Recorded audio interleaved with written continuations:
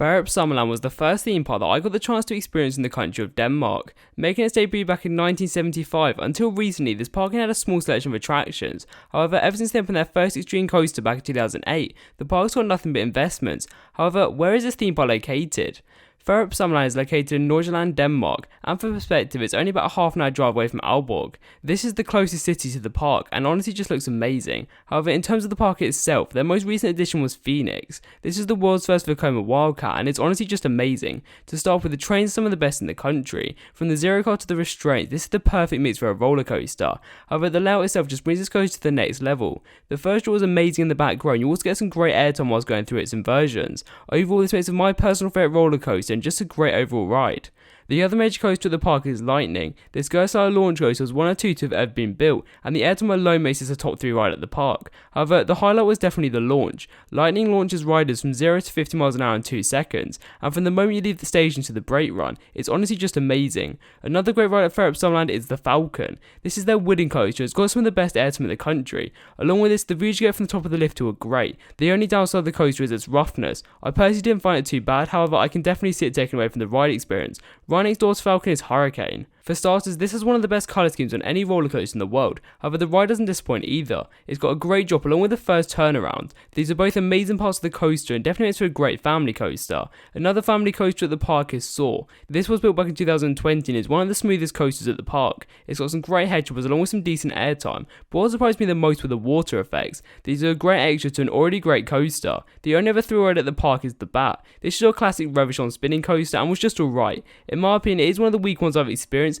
and that isn't due to the ride itself, but the theming. However, if you put this aside, the layout is quite good fun and you also get some great spins. The oldest roller coaster at the park comes under the form of Mine Express. This is a decent family coaster with some fun drops and also turns. Along with this, the queue line was one of the best at the park. Overall, it's a fun coaster, but nothing to rush to when visiting the park. The last roller coaster which I haven't talked about yet is the Hedgehog. This is their kids coaster. It's actually quite good for its ride type. It's a fun ride with some great theming, but by far the standout is the front car. This had one of the park's mascots on and just looked amazing. So apart from the coasters, the park does also offer some great attractions. Some of my favourites include the 3 roaring waterfalls. This is the park's log flume and it's one of the best in the country. And even though the attraction doesn't have the best theming, the trees and surrounding area more than makes up for it. It's got 2 great drops with the final one giving some amazing views. Another water ride at the park is their Rapids and comes under the form of Fårup rafting. This is a fun ride with some great theming. Along with this, the water effects were all working, which made for a much better ride experience. Another great ride at the park was Nut Swing. This is your classic chair swing, however what made it unique was that you went backwards.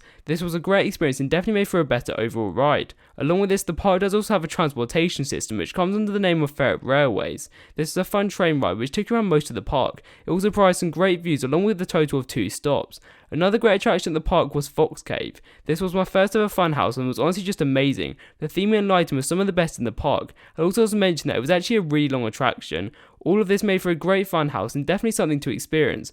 The last attraction which I got to experience was Treasure Hunt. This was one of the best and also longest obstacle courses that I've ever experienced. To start off with, this has some of the best theming in the park with a pirate ship in the middle of a lake. It also has multiple activities along the way with slides, stepping stones and of course climbing walls. This was all whilst you were still surrounded by the forest within the park. So apart from the attractions at the park, another huge strong point was the entertainment. This is held throughout the whole park and was honestly just amazing. However, something to point out was that apart from their 4D cinema, there wasn't actually any shows or timings. However, instead, Fårup Sommerland focused more on character interactions. This was really nice to see as guests could visit their park's mascots. Along with this, they occasionally had skipping ropes out around the park, and as much as you won't find at many parks around the world, it was a great idea and definitely improved the overall atmosphere. So in terms of other information to know when visiting Fårup Sommerland, I'd personally try arriving at the park at least half an hour before the advertised opening time. This will then allow you to get onto your first attraction and hopefully be near the front of the queue. However, something else which is quite unique to Fårup Sommerland was that they scan your tickets before you enter into the car park. This was a really nice idea which made it much easier to get back into the car halfway through the day.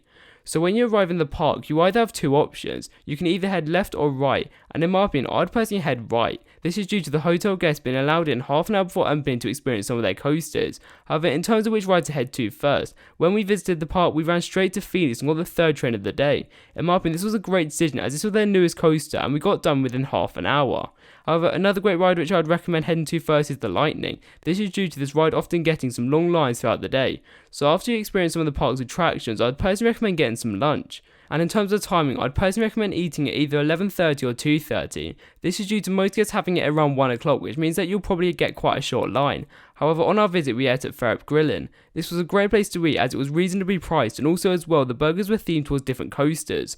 However, if you don't want to eat here, there are also tons of food options around the park. Also, something else to mention is that you can bring along a picnic or even some food to cook on a barbecue. This was a great idea as it was free to all guests at the park. So after you finish lunch, I'd personally recommend taking a look around the park before finishing up on some rides. However, just before that, I'd recommend taking a look around their shops. This is due to them having some decent merchandise, especially themed around their mascots. And the reason why I wouldn't leave them till the end is due to them closing it before the park closes. However, in terms of queue lines, on my visit, the most I had to wait was 15 minutes for Phoenix, which was also on the opening day. And apart from that, most rides were on a 0-minute wait. However, what is my overall thoughts on Fårup Sommerland? Fårup Sommerland is one of my favourite theme parks in Denmark, as one of the best coastlines anywhere in Europe, and it's just an all-round amazing park. But what do you think of Fårup Sommerland? Make sure to leave any thoughts down in the comments below. Thank you for watching, and I'll see you in the next one.